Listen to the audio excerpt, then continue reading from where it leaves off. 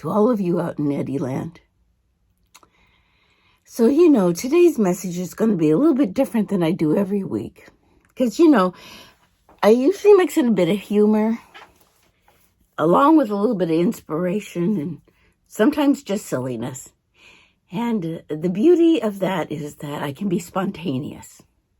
I can be spontaneous with the day. And normally, I don't even write anything. I just go with the flow, and whatever crosses through this brain of mine ends up in the video. I love that. I love the spontaneity of that. But I also know that there are times when you have to sit and discern a little bit about what you're going to say, especially on days like today. So, if you'll notice, I've got my going to church glasses on. And what that means is you're probably going to get a little bit of church today. Well, it's a good thing. Because we're all in a place today, a day after so much happening, politically, and, I guess it is political. But it's more than that, and I'm going to explain why. Because I don't think it's an accident that all of this happened on the day of Epiphany. What is Epiphany? Well, in the church, it's about the celebration of the moment of the revelation to the three kings of the Magi, who followed a star to find a little baby in a manger. And the baby represented a message of love to everyone. That's a simple answer. But I'm going to read from you Merriam-Webster. Now, was Miriam a boy or a girl? I think it was a guy. Hey, Merriam-Webster. The capitalized version is what I just said. January 6th is observed as a church festival in commemoration of the coming of the Magi, as the first manifestation of Christ to the Gentiles, or in the Eastern Church in commemoration of the baptism of Christ. That's it. Or two, it's an appearance or manifestation, especially of a divine being. Epiphany. 3a, a usually sudden manifestation or perception of the essential nature or meaning of something. Now, it is also not a coincidence that the word essential is in this, at a time when the word essential is critical to our nation during COVID. Always be aware that messages we get and things that happen in our world coincide for a reason. It's to bring up our awareness of the real that's happening in our world. Another is an intuitive grasp of reality through something such as an event, usually simple and striking. Well, some of that works for yesterday. It wasn't so simple, but it was striking. An illuminating discovery, realization, or disclosure. I would say all three of those apply for yesterday.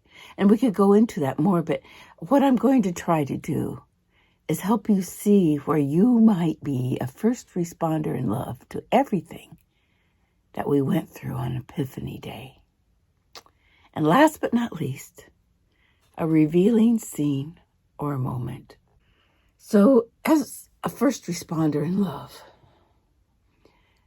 I take in what I see, what I hear, and what others feel, what I feel, during moments of significance. It happens daily to me. I was called into the Ministry of Wholeness and Healing in 1998, and it took several years to kind of figure out what that means. And,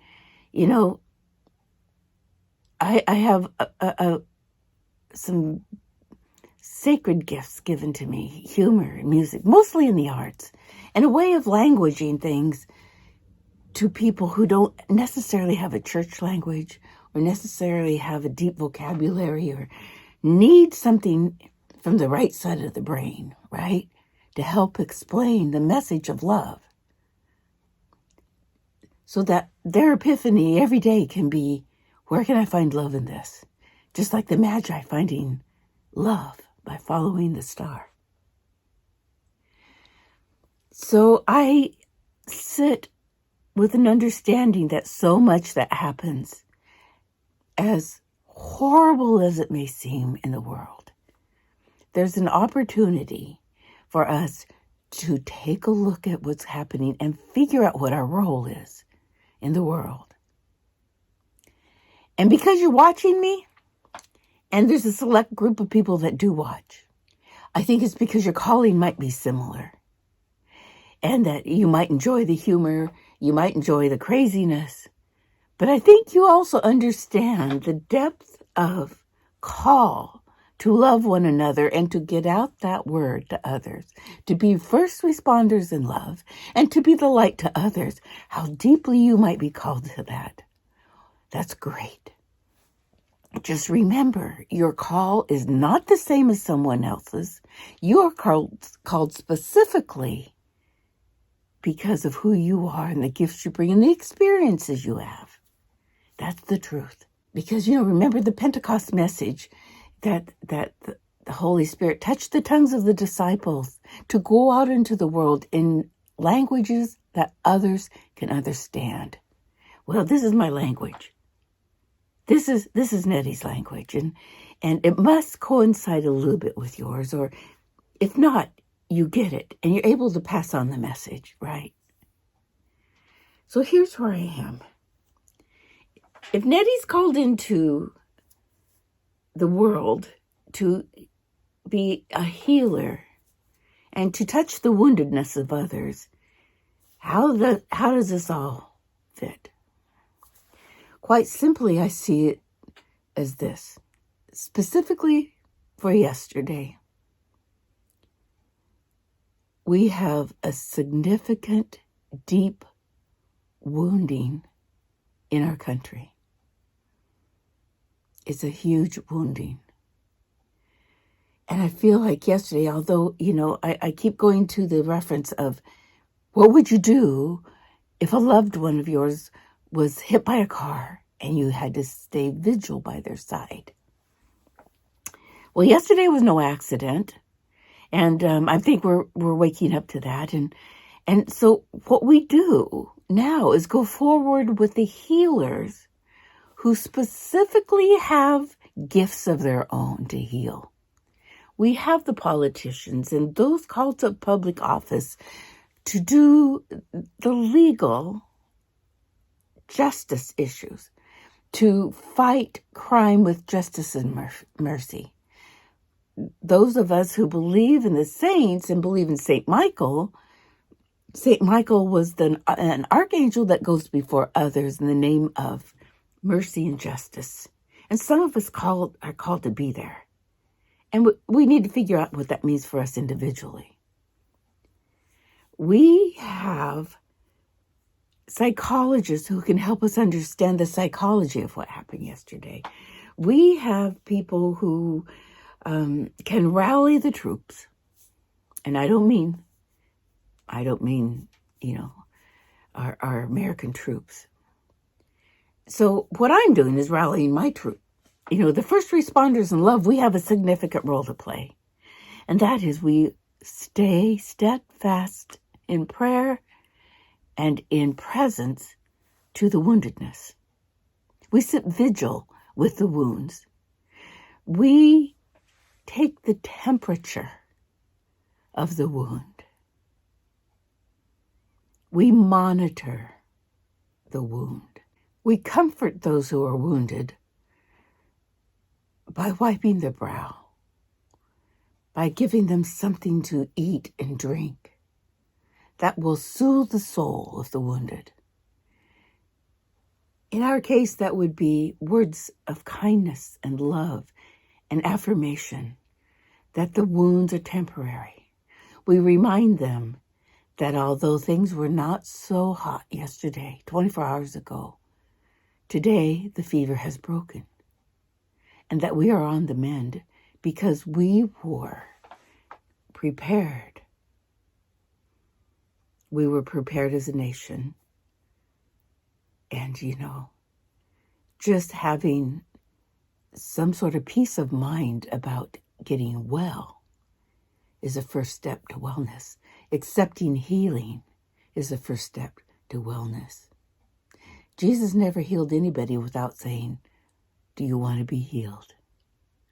And boy, we can ask that of almost anybody in the nation today, and they would say, "Oh yeah, we want to be healed."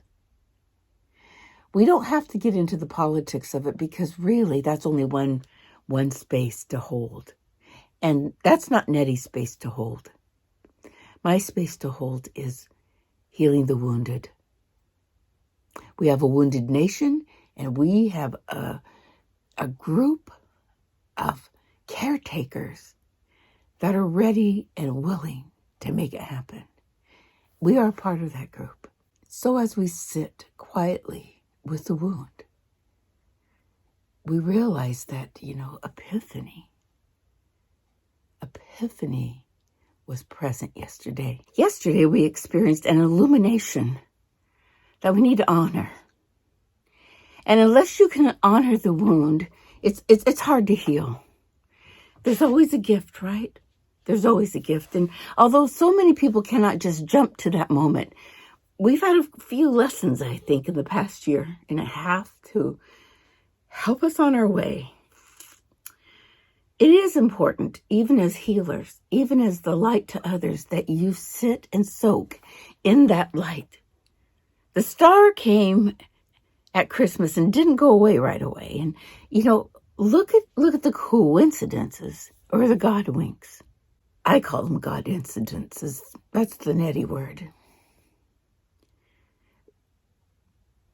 The star, it was only 2 stars this time. That kind of aligned at Christmas time, aligned during the time when the nation was just antsy and more people were dying of COVID. And to me, however you practice your faith, there is an alignment with the world, with nature, that keeps us in a place of wanting to know what we can do to balance our lives. For me personally, the fact that it was only 2 stars aligning, it was not the Christmas star, but it was a star to remind us that we can come into alignment by using everything we learn, everything, good and bad, as painful as it feels. It is okay to have been illuminated with the truth yesterday. And what I call the truth and what others call the truth may not align yet. What we can probably say is we haven't been living a very good life in love as a community, as a worldwide community. The yesterdays, the epiphanies, are the time that we can realign. We can soak and bask in the starlight, the light of alignment, right?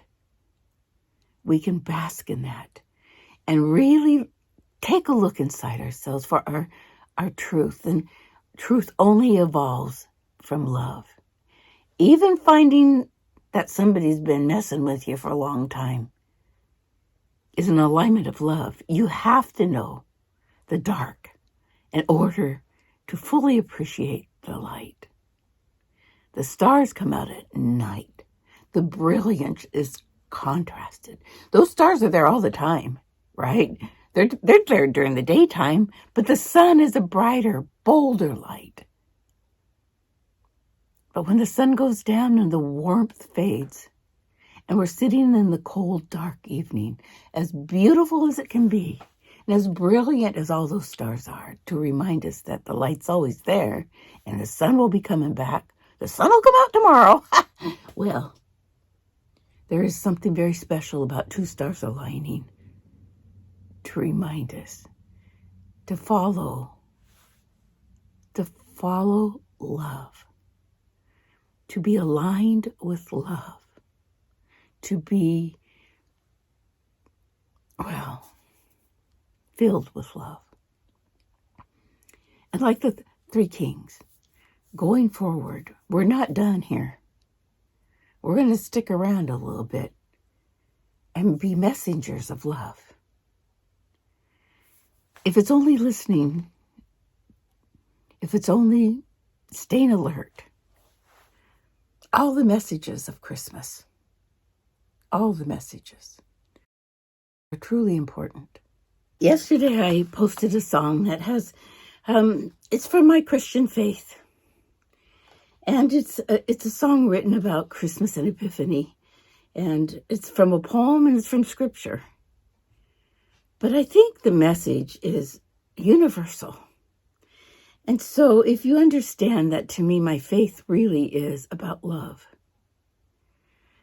That the agenda Christ was pushing was to love one another and take care of one another and be in the world together with everyone, every color, every creed, rich, poor. That we are to be following that star together, the star that led to love in a little baby.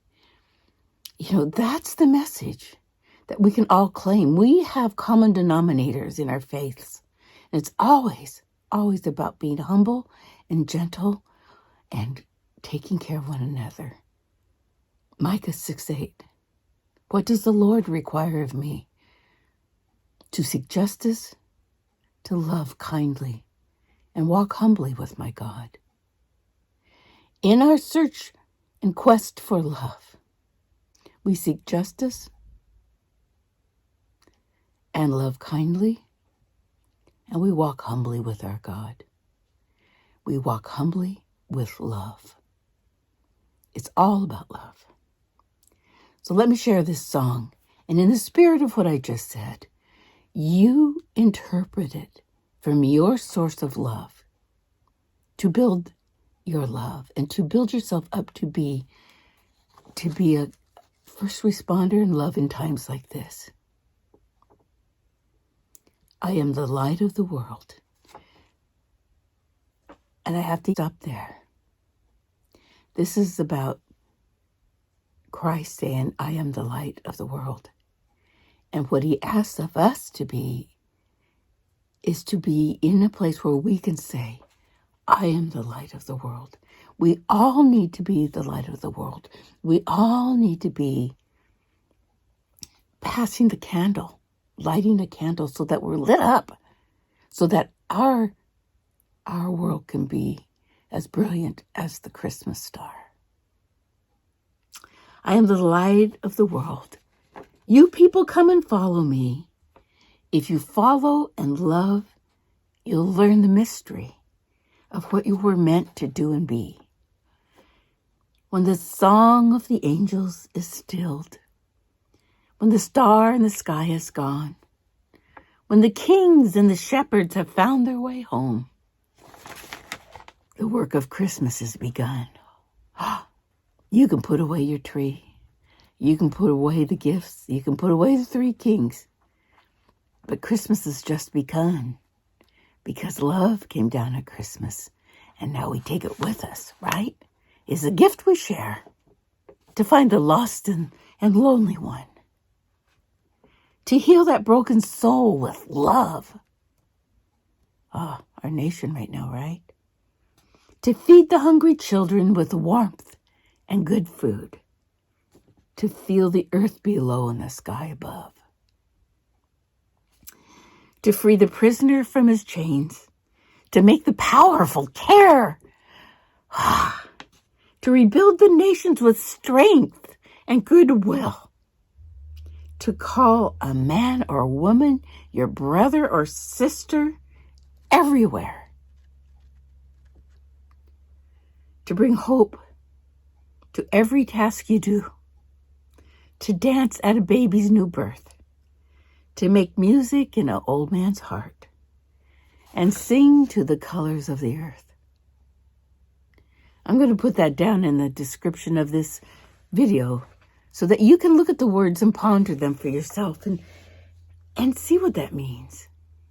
Because now as first responders in love, we know that our job is to sit vigil with the wounded, to sit and handhold and be there with words of comfort, words of love. There's just a place for us to be. Please realize the importance of that. We are not in a hopeless place. We were given a lot of tools over the 12 days of Christmas to prepare for such a time as this. That's right. The alignment of the stars, the reminder of the new birth of love in the world, and the epiphany of the three kings, the realization, the understanding of what's significant in the world today. Knowing that helps us be prepared to offer comfort, to listen with no judgment, and keep watch for those who are wounded and beside themselves. I'm proud to be a part of your journey, and that you are accepting this as a way to be kinder, humbler to others who don't get it yet, or who want it so badly that they will look to you to help. I love my first responders in love who also know how to love others even when they're unlovable. We go forward in the name of justice and mercy with a star of love lighting our way. Always remember, Nettie loves you. Bye-bye.